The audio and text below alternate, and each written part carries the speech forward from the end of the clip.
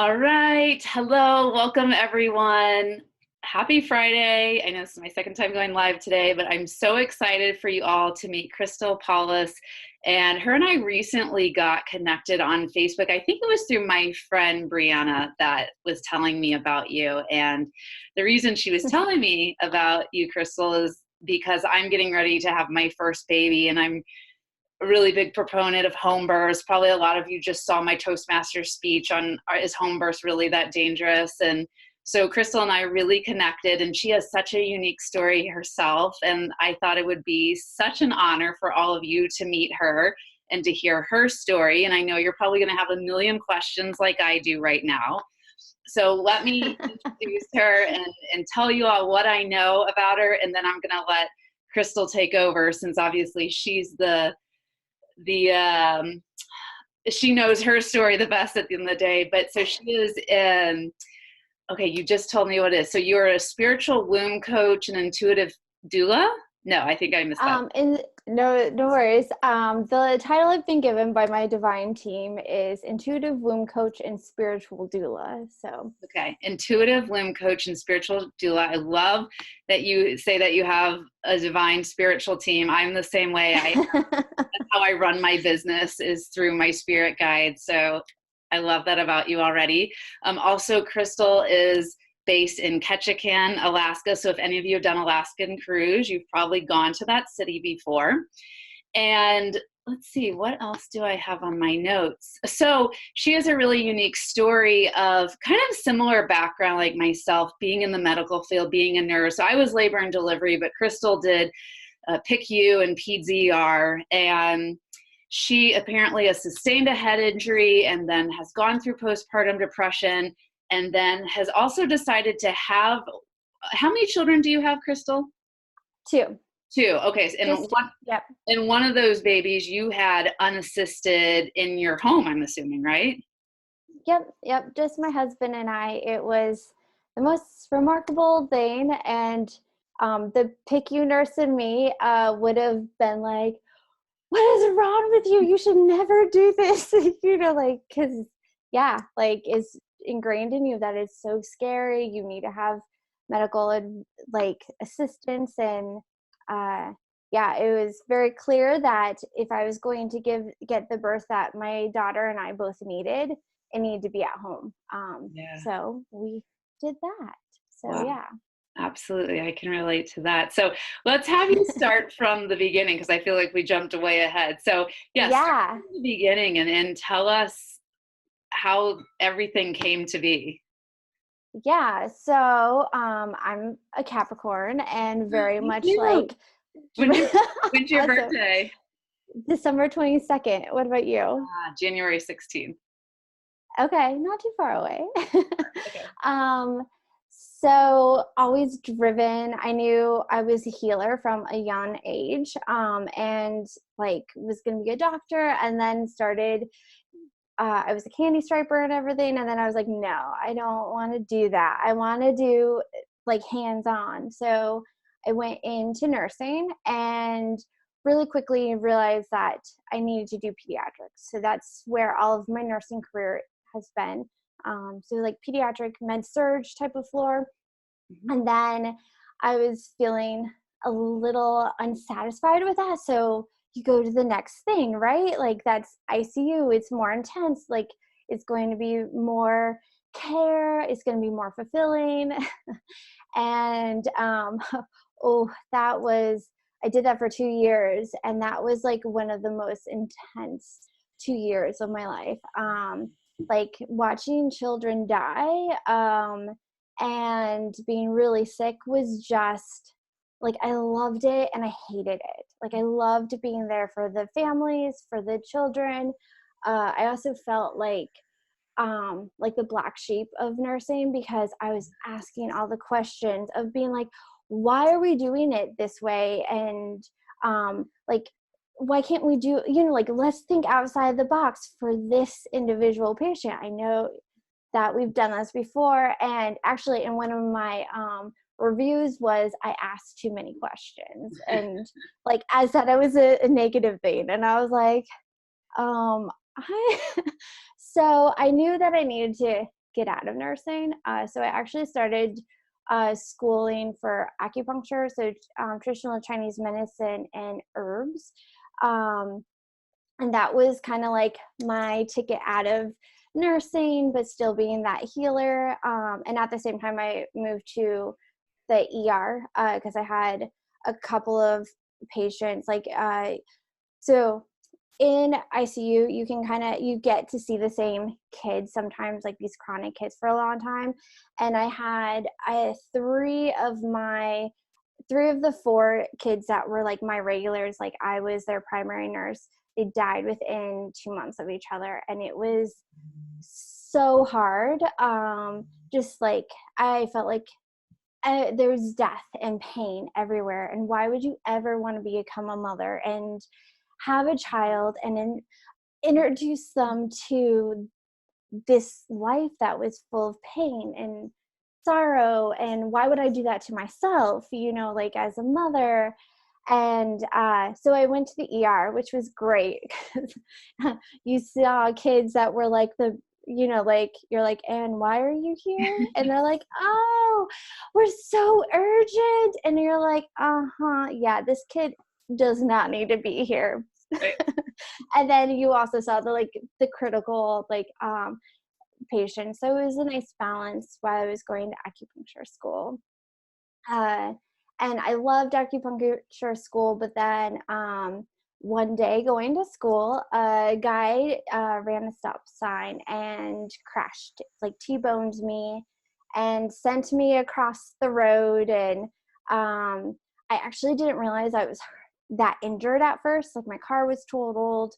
I was sore. My knee was bummed up, like little scratches and bruises, but I looked fine.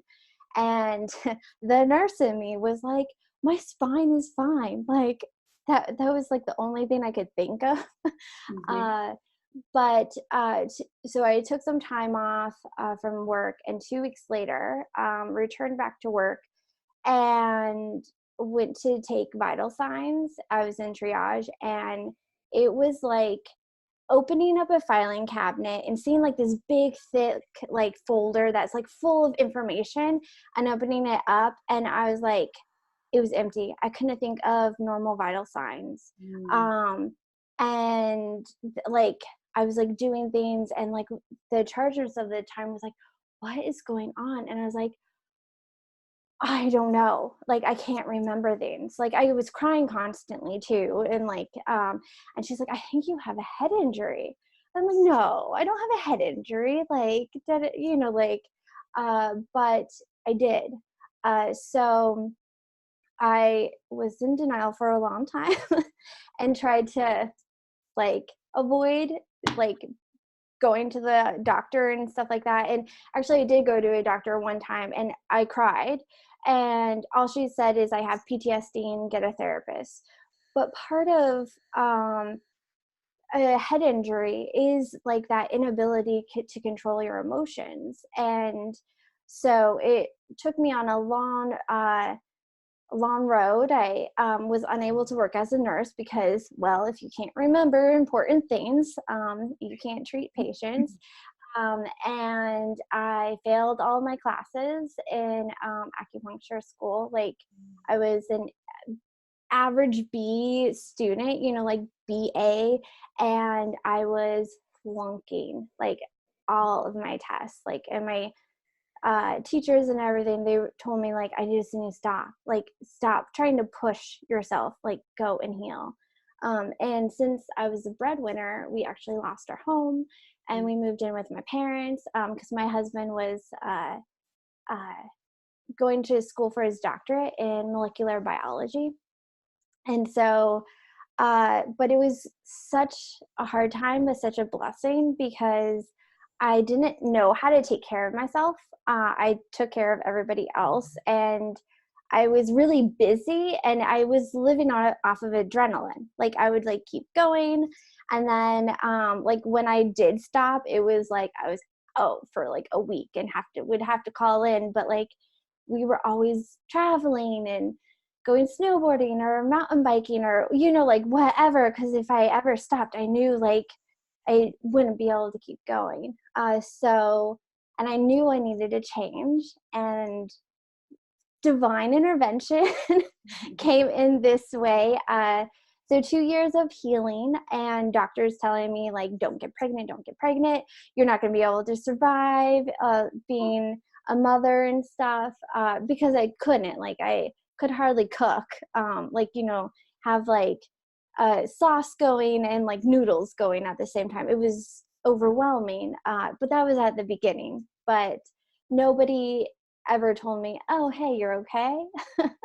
So I was getting better. I was getting back into the workforce, not as a nurse, but I started as a vision therapist, and like was getting back into being a healer and stuff in a different realm. And then I found out I was pregnant with my son. And all of the like fear of, well, first off, I was told that I wouldn't be able to handle being a mother. And then all the fear of working as a nurse and like, like all that trauma, the pain that can happen with a child. I wasn't ecstatic, to say the least, that I was pregnant. My husband was, of course, and pretty quickly I found out I had fibroids, which are non-cancerous tumors, and the same hormones that grow your baby also grow those during pregnancy. So I had a lot of pain from them growing, and that caused me not to be able to have a midwife. I had to go to a hospital, and the hospital caused a lot of anxiety for me. And it felt very spiritual. Like I could feel this spiritual awakening. I could feel this connection to my son. Actually, I had been communicating with him for years, before I was pregnant. And I wanted that connection, but I couldn't find it, and I didn't have the energy for it. But I did have a beautiful birth in a hospital. It was unmedicated. I fought really hard for that. But then I got sent home with this precious, beautiful boy. And my husband worked long hours in his doctorate work. And I was so overwhelmed with anxiety. And it was like I had very vivid visualizations of like, if a fire happened, how would I get out of the house? Like he would be in his little bouncer like across the room, and I'd be cutting, vegetables. And what if I dropped this knife on my son? Like scary visions. And it was like not me intentionally hurting him, but like it was really scary. And like I talked to my husband about them, and he was like, I don't know what to do with you. And and like the doctors didn't really listen or anything like that. But we ended up moving. My husband hated his job, so I needed support. We were very far away. But in all of that, we had moved away from my parents. And so we moved back in with my parents, with my son, who I think 6 months at the time, for 9 months. And I got my feeding on. I had doctors. Like I never did medications. That didn't feel good for my system, but it really just boiled down to I needed support, and I needed to sleep.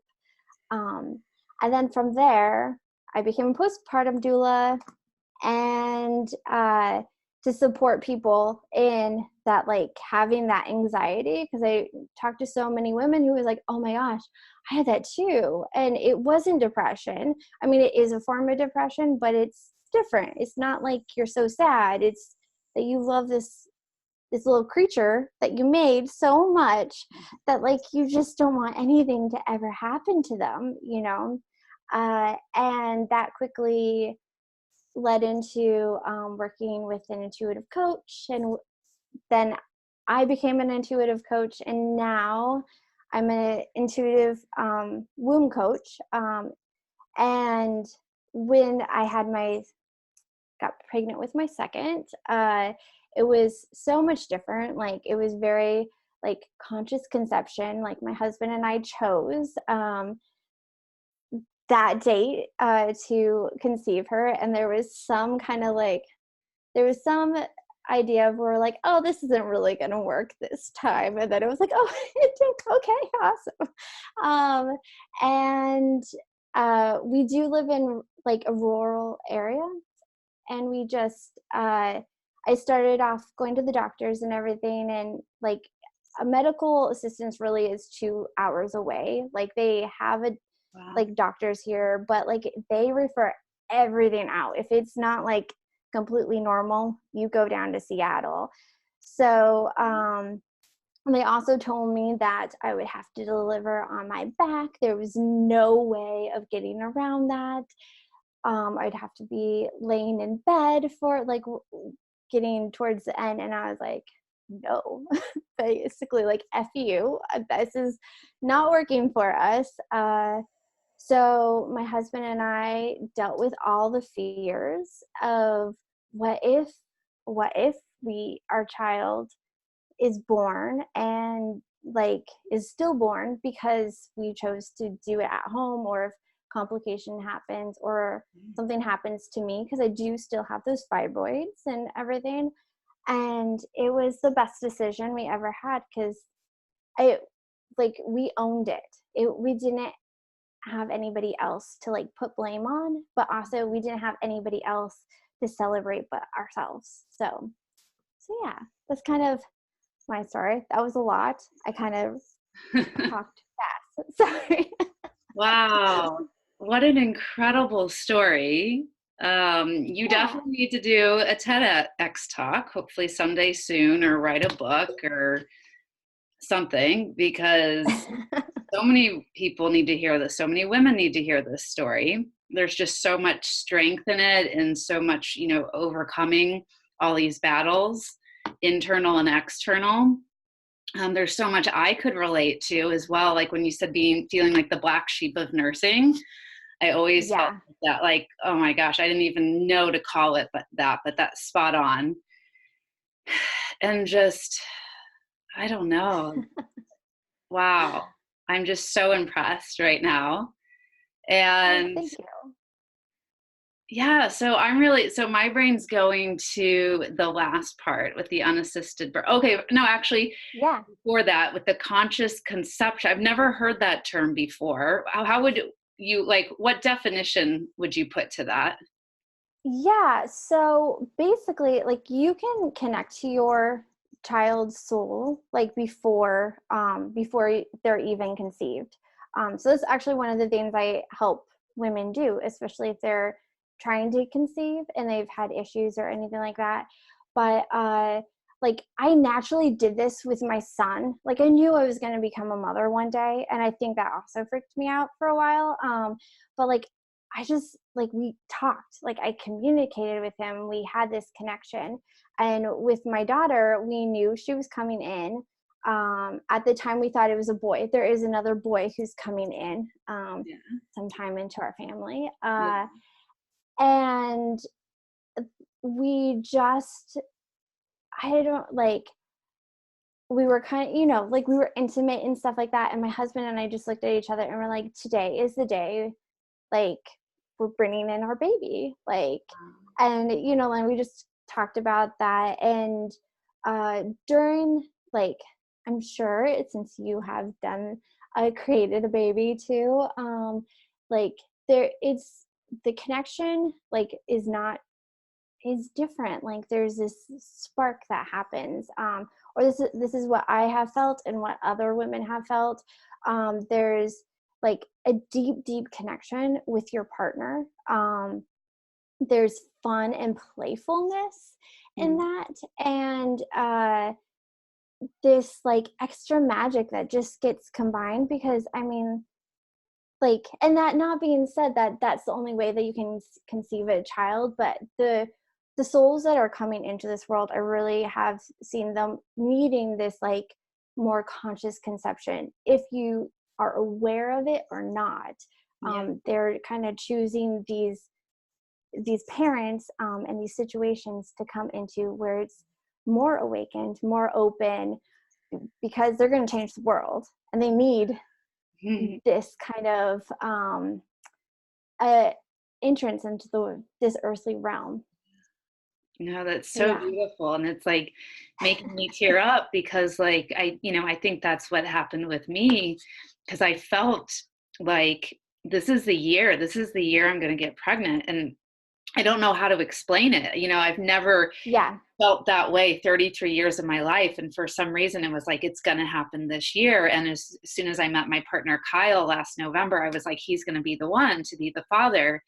And it's just like this deep sense of knowing. And so I did all these things with moving into his house, and we both went to Africa and like kind of like getting ready for this experience. And I did this beautiful mushroom journey in Africa, and saw visions of us having a child together. And then like literally a month after we get back from Africa, we get pregnant. And right before that, I had seen a psychic, and the psychic was telling me like, when you connect, she's like, I think it's going to be a girl. And that's what everyone's been saying as well. And she's like, when you start talking to this baby girl, that's when you'll get pregnant. And then I think it was like a week or two. And so I decided to try it. And I sat out on our deck one day and was like talking to this thing that didn't even exist yet. And then I found out like a week or two later I was pregnant. I was like, wow, this is crazy. So I just love how you describe that, because like I said, I've never heard anyone say it that way, but that was like the exact experience that I had. So it's awesome. It's pretty cool. And it tingles all over from you sharing that. That's awesome. Yeah. And the psychic was saying like, this baby is going to be like, such an important part of my mission, because like I'm so passionate about helping women to speak up. And so like, I don't know how that's all going to look, but yeah, I'm really oh my goodness, terrified, but motherhood. Yeah, well, and motherhood is like such a sacred initiation. That's one thing that like I felt with my son, and I don't feel like I got as much of it as I wanted to. So like having that with my daughter, like everything was so beautiful. Like there's like different ceremonies, like 120 days is thought to by many cultures to be the time when the soul starts to enter the baby's body. And so like doing a ceremony at that time, and like being around women like to support me versus before. And also I was not open to this before, but like like being like I'm an island, I have to do everything myself, like like Wow. So take me to the unassisted birth, and like just kind of describe to us what that's like. I'm sure a lot of the audience kind of has an idea of what like a home birth with a midwife and a tub would look like, but like how do you do it when you're all on your own? I can't even just picture what that's like. Yeah, so I at first did not think this is what we were gonna do. We looked into midwives, and there's no midwives in this area. Like this is a pretty rural area, and we looked into like flying a midwife from Seattle, but she didn't have her license for Alaska, so it was like, okay, that's not gonna happen. And then and there's some people who will fly in from Anchorage area and down, but they were booked up.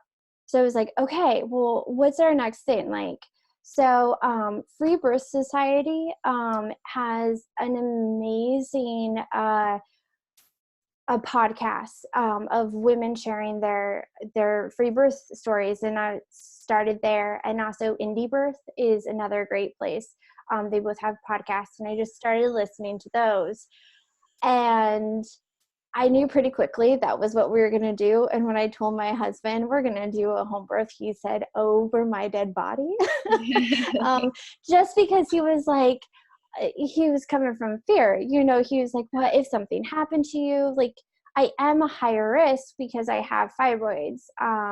And like with my son, I did bleed quite a bit more afterwards.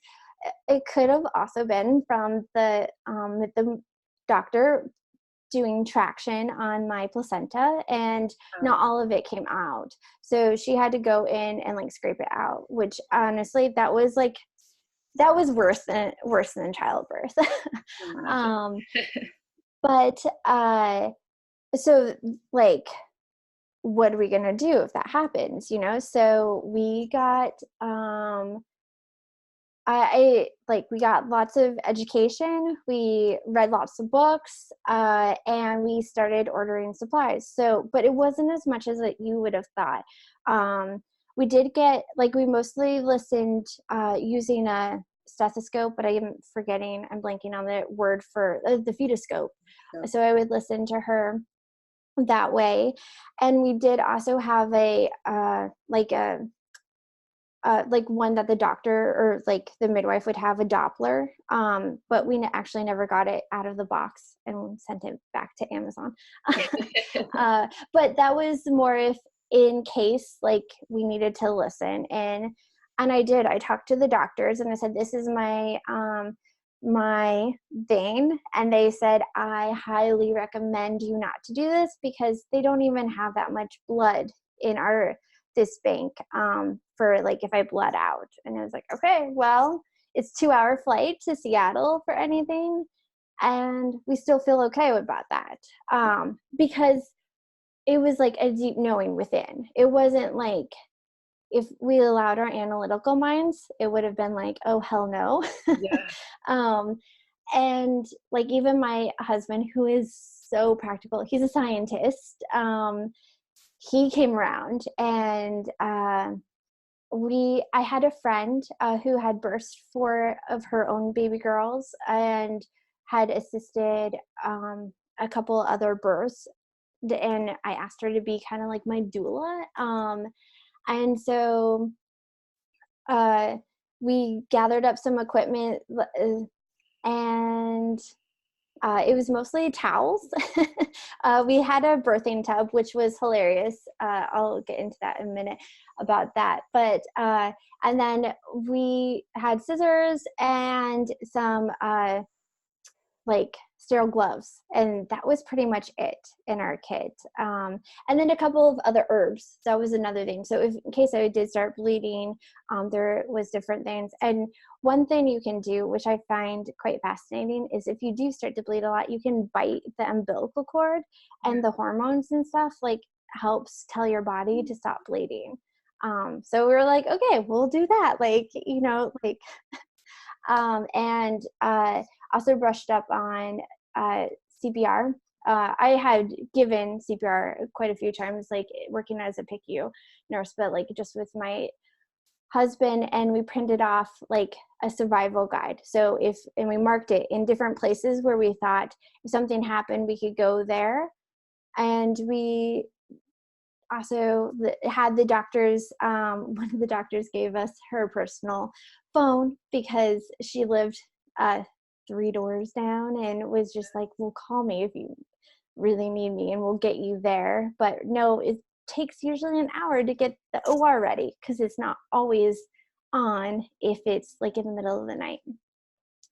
And we sent up my mom. So she came up to, her job was to watch my son, who was 3 at the time, and just to be with him. So my husband, Matthew, could be with me. And I had predominant labor for such a long time, and that I felt like I was going to be pregnant forever. I literally thought I was going to be pregnant forever. I think she came at 40 and 6 days. That was 40 weeks and 6 days. So, and my son came at 37 weeks. So we thought, oh, she's going to come early, at that time. And so my mom was there for about 2 weeks, sitting there being like, are you pregnant? Or are you going to deliver? And, if I rubbed my tummy, she's like, oh, and I'm like, no. I mean, she was great, but kind of felt watching pot, like, kind of thing. And then I, during the night, started having a little bit more contractions, and I told my husband to stay home that day from work, and then we didn't have any food in our house, so I was like, go and get food. Like, so I sent everybody away and just had the house just to myself, and it was so great. Like, it just, like, I was like, oh, I'm gonna get up and walk around, and then I was like, oh no, my body doesn't want to do that. Like, lay down. So I'd fall asleep, and then I'd wake up to contractions, and I was like, okay, I think this is starting to happen. Like, great, like, I didn't monitor them or anything like that quite yet. I was just like, okay, this is gonna be a while. Um, and my husband started making food for, like, snacks, and calling our friend who's going to be the doula, and being like, oh, I think it's going to happen and stuff like that. And it all of a sudden started happening really strong, and he would come over, and it felt like her hand was in front of, like, her head, and she just felt kind of like stuck, like she wasn't able to go down. So Spinning Babies is another fantastic Yeah. website. And yeah, so I just, like, had my husband from behind me kind of, like, grab onto my belly, and I would kind of, like, relax. And during the contractions, and he would just hold my belly, and he did that like 3 or 4 times, and then all of a sudden I was like, things were going, and then we're like, oh, we need to fill up this tub. It was blown up, but we're like, okay, we need to fill up the tub.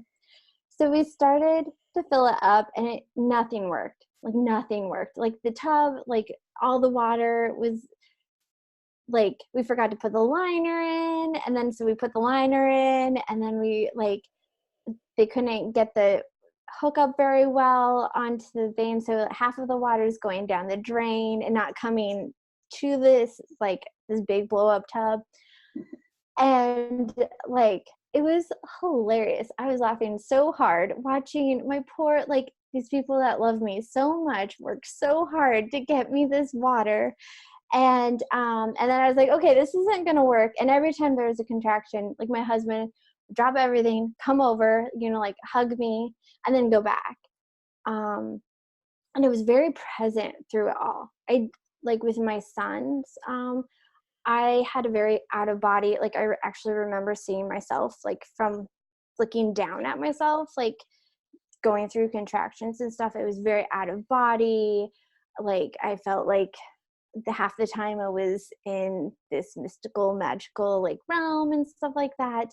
And I didn't really connect in with my body. I was kind of waiting for that, and it never happened. And then I was like, okay, well, I want to get in the tub, so let's start filling up our actual tub. So I got in there and then pooped, because that's what happens when you're pushing things out. And I was like, oh gosh, I gotta poop. Let me go to the bathroom. And then I'm sitting there, and I was like, oh my God, she's coming. Uh-huh. Like, and I like, and I'm like, I don't remember the last time I cleaned this toilet. Like, I don't want to have her in the toilet. It was clean. My mom had washed it a ton. And so then I get into the shower because the tub was, like, all, like, gross. And so I sat there with the water on my back and leaning into my husband. And then it was like, all of a sudden we're like, there's her head. And she has, like, the tiniest head, even still. It was, like, easy. And then the doula had really just arrived, probably like 10 minutes before she came out. Oh my God. And then and like, and my mom and son, we wanted them to be present for it, but they were in the other room, and it was just, like, so fast. It was just like, so they heard the baby crying and came running in, and my son was just like, oh. And yeah, and then, like, a half an hour later, I kind of, like, it felt good to stand up. And we kind of had a bowl underneath of me, and then my placenta just kind of fell out, and we actually burned it. Um, Instead of, like, I know some people do lotus births where they keep the umbilical attached. That didn't feel important to us, but like it felt more ceremonial to burn it. So we just had a candle, and we had like a little box and burned it, and then the box caught any wax and stuff like that, and I nursed her through the whole thing, and she is now over 18 months old and was the easiest baby until about a couple weeks ago. Wait, and yeah, like, it was, postpartum was fantastic, and I was farther away from family than ever before, but I also made sure I created the support that I needed and everything like that. So yeah. Wow. Oh, it's so beautiful. Thank you for sharing that with us. Yeah, I'm sorry. I feel like I've talked forever about it all, but No, I'm just feeling like I'm there living with you in that moment. So, yeah, it was fun. It was very silly. Like, there was a lot of play. Like, it was very silly, and like with my sons it felt very serious, and like when he like started to come, like there was like all of a sudden a parade of people, like that I had never seen, all sitting there like staring at you, like, and I'm not a modest person, but it's kind of like, get the fuck out of here, like, like, what, like, you didn't ask permission. So this was it felt very yeah, sacred, the whole thing. yeah. So Just sounds like yeah. freeing as well. Yeah. So, and that's one of the things I support women in. A free birth or an unassisted birth is very, very, and like, um, a big step, and it's not for everybody, but like, I support women in making those decisions for themselves, for their family, for them and their baby, their teen, to how to bring in their own child, make it sacred, Yeah. bringing in ceremonies, and stuff like that. So yeah. What an amazing service that you offer. Oh, thank you. So, yeah, so we're getting to the end of our interview today. So I'm going to be connecting or Yeah, dropping your links in the comments section. And then when I upload this to YouTube, I'll do that as well. But I would cool. love for you to just tell our audience, like, is there anything you're offering right now, or how can they continue to follow you or stay in contact with you?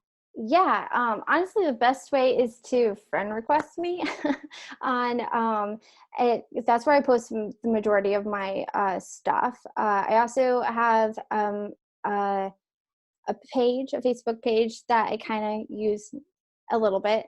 And then I also have a Facebook group, Sacred Mama Bear Cave. It's really for any woman who is going into motherhood. So this can be, you're not pregnant to your children are grown and older, but like, I really focus a little bit more on the first couple of years when that etheric, umbilical cord is really present and really pulling on the mother's energy. Hmm. So ways to support you as a mother. Yeah. And I also am on Instagram as well. So, and currently I do have a couple spaces for, I have two options for one-on-one support. One is a 60-day like container where I partner up with you. This is either like, if you're trying to conceive, to in pregnancy, or in the first 3 years after your baby is born, trying to figure out, help you get to that stage where it is more sacred, where it's not like the day in, day out. But there's 3 one-on-one sessions during that. Or I have a mama to be coaching, where this is at least 6 months, or anywhere in your pregnancy. Like, if you're at the beginning, uh, it's kind of like, through that I support you. We have lots of ceremonies, and at least until 3 months postpartum. So then you really get support the whole way through. So those are things. And also, it's really random, but I'm sharing Southeast Alaska with people with a retreat for women. It doesn't matter if you want to be a mother or not, but that's going to be in May. We're going to be walking on glaciers and connecting with whale magic and having lots of activations and priestess ceremonies and everything like that. So all of that is on my website, crystalpawlus.com. So, How incredible. Oh, I love it. Oh, thank you so much, Crystal. Yeah. I'm so excited for people to get to know you better and follow you and hire you and all the amazing things. So, and thank you again for just being so raw and vulnerable with your story. And I got so much out of it listening to it today. So, just thank you for letting this happen. Yeah, my pleasure. Thank you so much for this opportunity. And I love what you're doing, and especially home birth. It's not scary. Like it can be, like, there's definitely connecting in with yourself and removing those fears, I think, is honestly the biggest thing to do. Yeah. Birth or pregnancy and stuff. So I agree. All right. Well, enjoy the rest of your day, and you too. I'll see you on Facebook. All right. Thanks so much. Bye. Bye.